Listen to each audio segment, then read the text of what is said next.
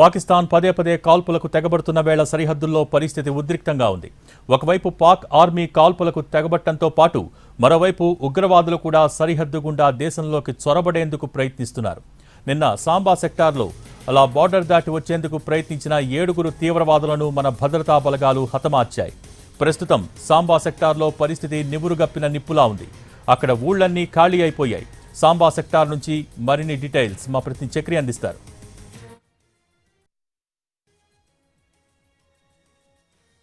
సాంబా సెక్టర్లో ఉన్నాను. జమ్మూలో ఉన్నటువంటి సాంబా సెక్టర్లో ఉన్నాను. నిన్న ఇక్కడ 7 తీవ్రవాదులను హతమార్చారు. బార్డర్ ఇప్పుడు మనం చూస్తున్నటువంటి ఏదైతే ఉందో అదంతా కూడా సాంబా సెక్టర్ బార్డర్ అంతా కూడా.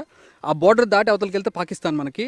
సో అక్కడ నుంచి ఆ బార్డర్ దాటి యువతలకు వస్తున్నటువంటి కొంతమంది తీవ్రవాదులు 7 తీవ్రవాదులను హతమార్చారు మన భద్రతా బలగాలు. సో ఈ సాంబా సెక్టర్ అనేది ఒక చిన్న పాయింట్ కాదు. మనం చూస్తున్నది ఇది ఒకటే సాంబా సెక్టర్ కాదు. ఈ సాంబా సెక్టర్లో ఇది రీగల్ పోస్ట్. ఈ పోస్ట్ పేరు రీగల్. అలాగే చాలా పోస్టులు ఉన్నాయి ఈ సాంబా సెక్టర్లో. సాంబా సెక్టర్ జమ్మూలో ఉన్నటువంటి LOCలో 55 కిలోమీటర్ల పొడవును పంచుకుంటూ ఉంది సాంబా సెక్టర్. ఈ సాంబా సెక్టర్లో రీగల్ పోస్ట్ ఇది మనం చూస్తూ ఉన్నాం. సో ఆ పోస్టులు ఏవైతే మనం కెమెరామెన్ విశ్వపాల్ చూపిస్తున్నటువంటి ఆ పోస్టులు ఏవైతే ఉన్నాయో అక్కడ సెక్యూరిటీ టైట్గా ఉంటుంది. దాన్ని దాటి వెళ్తే బార్డర్. ఈవెన్ అక్కడ కూడా మనకి గ్రామం ఉంది. ఆ రీగల్ గ్రామం అనేది ఉంది. ఆ గ్రామం పూర్తిగా ఇప్పుడు ఖాళీ అయిపోయింది. చాలామంది అక్కడ నుంచి ఖాళీ చేసి స్వచ్ఛందంగా వెళ్ళిపోయారు. ఇప్పుడు ప్రస్తుతం అంతా కూడా భద్రతా దళాల గస్తీలో వాళ్ళ ఆధీనంలో ఉంది. అది దాటి అవతలకు వెళ్ళడానికి లేదు, అది దాటి చీమ యువతలకు రావడానికి లేదు. ఎందుకంటే పూర్తి స్థాయిలో భద్రతను ఏర్పాటు చేశారు. షూట్ ఎట్ సైట్ ఆర్డర్స్ ఉన్నాయి. LOC అలాగే బార్డర్ అంతా కూడా. ప్రస్తుతం మనం చూస్తున్నటువంటిది మనం ఒక పక్కన లెఫ్ట్ సైడ్లో మనం ఒక ఇల్లు కూడా చూడవచ్చు. ఇవన్నీ కూడా పంట పొలాలు. ఇక్కడ పంటలు కూడా పండుతున్నాయి. ఇక్కడ మనం చూస్తున్నాం ఇదంతా గోధుమ పంట. ఈ పంట దీన్ని మొత్తం కోత అయిపోయి పూర్తిగా వెళ్ళిపోయారు ఇక్కడ నుంచి.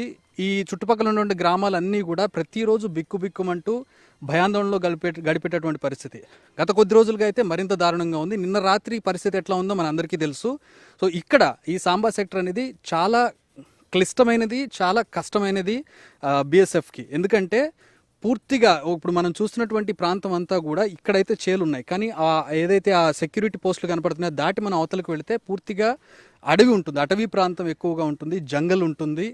ఎవరు ఎటు నుంచి వస్తున్నారో కూడా గుర్తుపట్టలేనటువంటి పరిస్థితి. చాలా ఛాలెంజింగ్గా ఉన్నటువంటి టెర్రైన్ ఇది సాంబా సెక్టర్. అందుకే చాలా కీలకం. మనం చాలాసార్లు న్యూస్లో వింటూ ఉంటాం సాంబా సెక్టర్లో ఇక్కడ భద్రతా దళాలు కొంతమందిని మట్టుబెట్టాయని చెప్పి, సాంబా సెక్టర్లో కాల్పులు జరిగాయని చెప్పి. సాంబా సెక్టర్ ఎక్కువగా మనకు వినబడుతూ ఉంటుంది. సాంబా సెక్టర్తో పాటు మరికొన్ని సెక్టర్లు కూడా వినబడుతుంటాయి. సో సాంబా సెక్టర్ మనకి చాలా కీలకమైంది. దాదాపు 55 కిలోమీటర్ల బార్డర్ లైన్ని సాంబా సెక్టర్ పంచుకుంటూ ఉంది. మొత్తం మనకి కాశ్మీర్ నుంచి లడాక్ కావచ్చు, గుజరాత్ కావచ్చు, ఇదంతా కలిపి పాకిస్తాన్తో మనకి 3323 కిలోమీటర్ల బార్డర్ లైన్ పంచుకుంటూ ఉన్నాం మనం పాకిస్తాన్ తోటి. రాజస్థాన్ కావచ్చు, గుజరాత్ కావచ్చు, జమ్మూ కాశ్మీర్, లదాఖ్ ఇవన్నీ కూడా పంచుకుంటూ ఉన్నాయి, పంజాబ్ కావచ్చు. సో దాదాపుగా మనకి గుజరాత్ నుంచి జమ్మూ వరకు ఈ 3323 కిలోమీటర్లలో సుమారు 2400 కిలోమీటర్లు ఇంటర్నేషనల్ బోర్డర్ అంటారు, IB. ఇక ఆ తర్వాత జమ్మూ నుంచి లదాఖ్ వరకు ఉన్నటువంటి 740 కిలోమీటర్ల దూరాన్ని LOC అంటారు, లైన్ ఆఫ్ కంట్రోల్ అంటారు. సో అక్కడ లదాఖ్ తర్వాత మనకి ఉండేటటువంటి మరొక 114 కిలోమీటర్లు ఏదైతే ఉంటుందో దాన్ని సియాచిన్ గ్లేషియర్ డివైడ్ చేసేటటువంటి సరిహద్దు రేఖ అదంతా కూడా.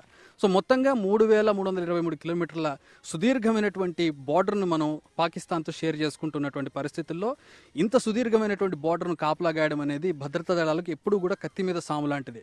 అలాంటి ఒక పాకిస్తాన్ లాంటి ఒక దేశం ఎప్పుడు ఏ క్షణంలో వెన్నుపోటు పొడుస్తుందో, దొంగచాటుగా లోపలికి వస్తుందో తెలియనటువంటి దేశంతో మనం అంత బార్డర్ లైన్ పంచుకోవడం అనేది చాలా కష్టం.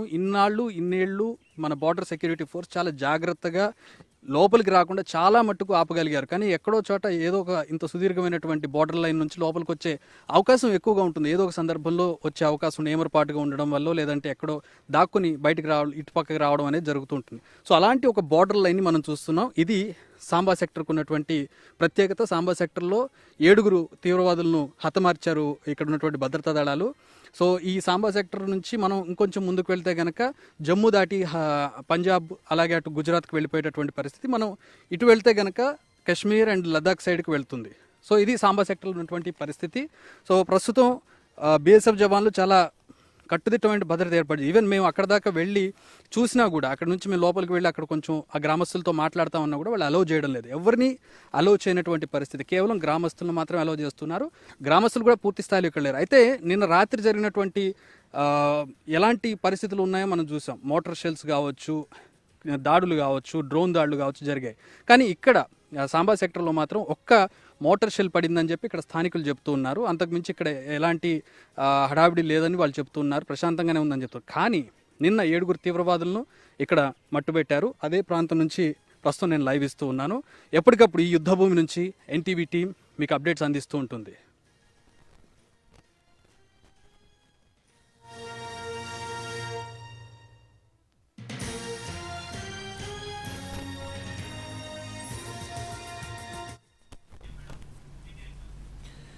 ఇది పరిస్థితి. సరిహద్దుల్లో పాకిస్తాన్ ఇంకా కవ్వింపు చర్యలకు పాల్పడుతూనే ఉంది. అటువైపు నుంచి దాడులు జరుగుతూనే ఉన్నాయి. వాటికి భారత్ ఆర్మీ ధీటుగా సమాధానం చెప్తూనే ఉంది. రాత్రంతా కూడా పాకిస్తాన్ సైనిక స్థావరాలపైన మన సైనిక స్థావరాలపైన దాడులు చేయడానికి ప్రయత్నించింది. భారత్ ఆర్మీ ధీటుగా